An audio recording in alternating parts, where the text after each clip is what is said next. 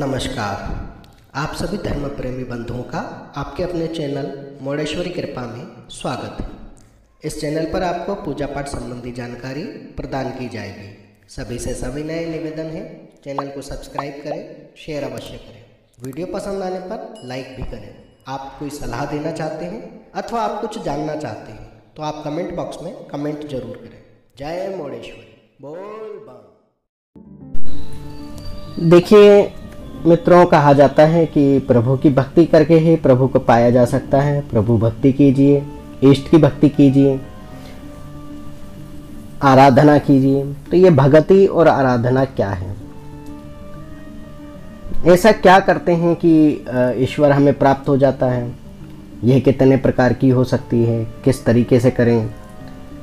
हमने सुना है कि प्राचीन काल में लोग तप करते थे, जंगल में जाते थे, एक पांव पे खड़े होते थे।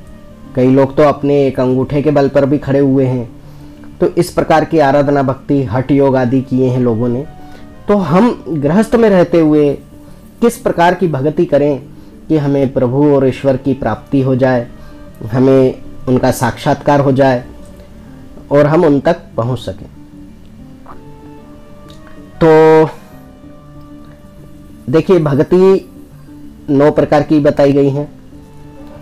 इसको नवधा भक्ति नाम कहा गया है। नवधा भक्ति में 9 भक्तियां कौन कौन सी हैं? ये एक 2 पंक्तियों के श्लोक या दोहे के माध्यम से इसको बताया गया है। श्रवणम कीर्तनम विष्णोः स्मरणम पाद सेवनः अर्चनम वंदनम दास्यम सख्यम आत्म निवेदनम। तो इसका तात्पर्य है कि नवधा भक्ति 9 प्रकार की है। श्रवण, कीर्तन, स्मरण, पाद सेवन, अर्चन, वंदनम,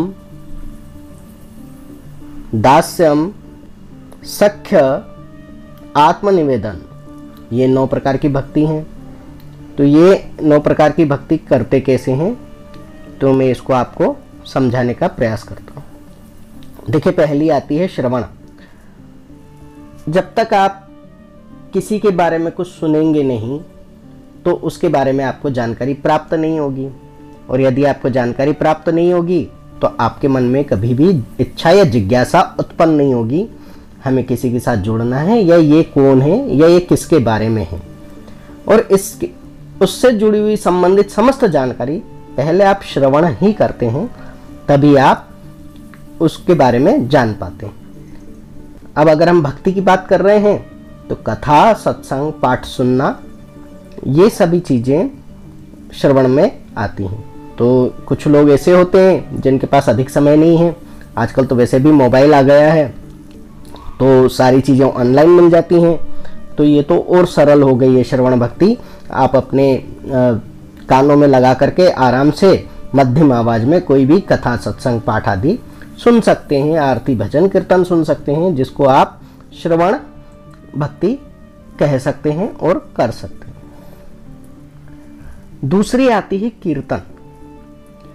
कीर्तन का मतलब तो आप जानते ही होंगे कि जब कभी कहीं कीर्तन का आयोजन होता है तो वहाँ क्या होता है? वहाँ हमारे आराध्य इष्ट देवी देवता, हमारे सनातन धर्म में जितने भी कहे गए हैं, उनके गुणों का बखान किया जाता है, उनके कर्मों का बखान किया जाता है। भजन आदि, संगीत के माध्यम से ये सब चीज़ें की जाती हैं। इसमें पाठ सुनाना वगैरह आदि शामिल होता है। कई लोग पाठ वगैरह करते हैं और बाकी लोग उसको सुन रहे होते हैं, तो ये सब कीर्तन के अंतर्गत आ जाता है।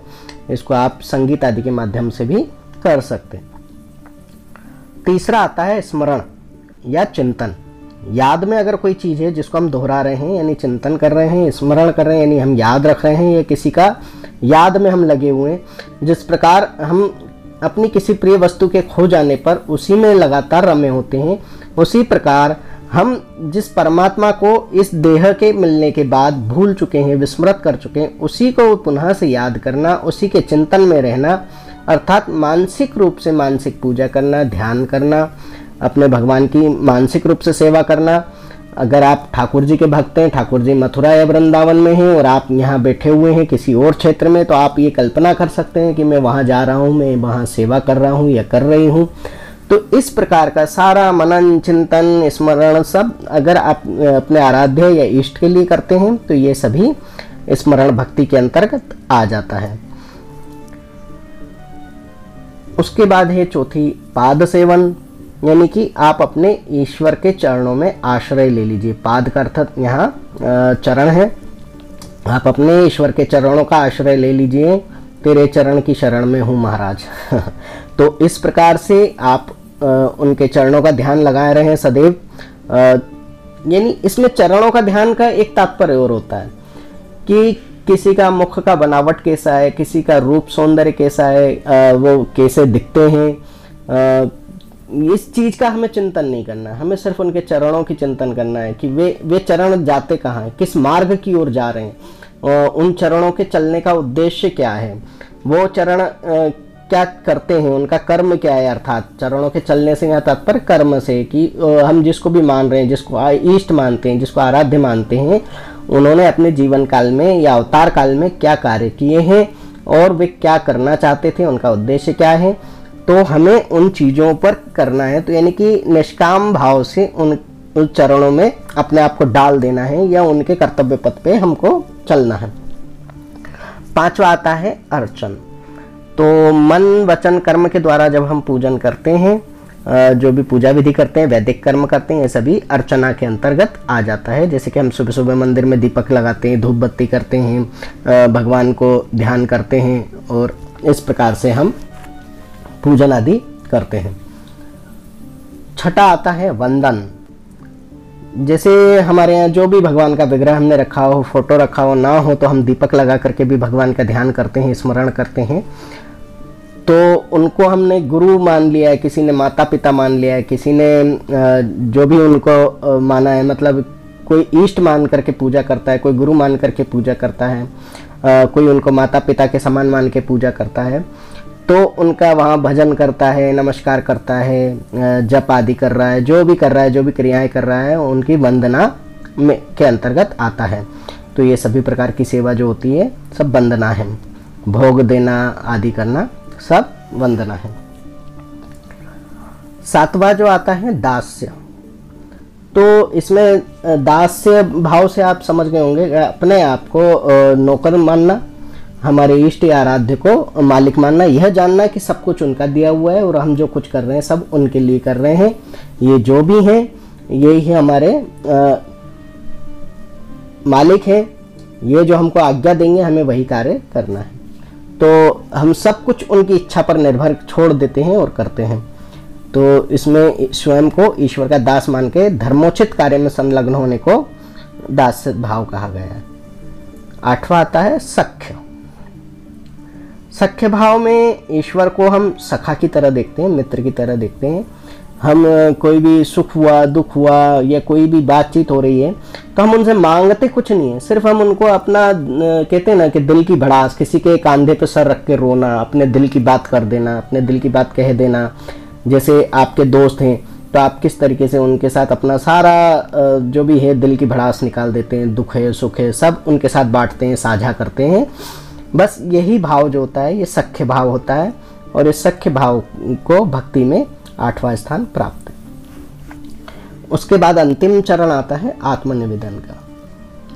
तो स्वयं को ईश्वर के चरणों में समर्पित कर दो, जैसे कि हमारा इसमें भी आया था अभी पाद सेवन में। लेकिन यहाँ हम इस तरीके से कर रहे हैं कि जैसे हम कोई भेंट देते हैं प्रभु को कि लीजिए आज मैं आपके लिए ये उपहार लाया हूँ, लीजिए आज मैं आपके लिए वो लाया हूँ, लीजिए आज मैंने ये कार्य किया है, ये आपको समर्पित है।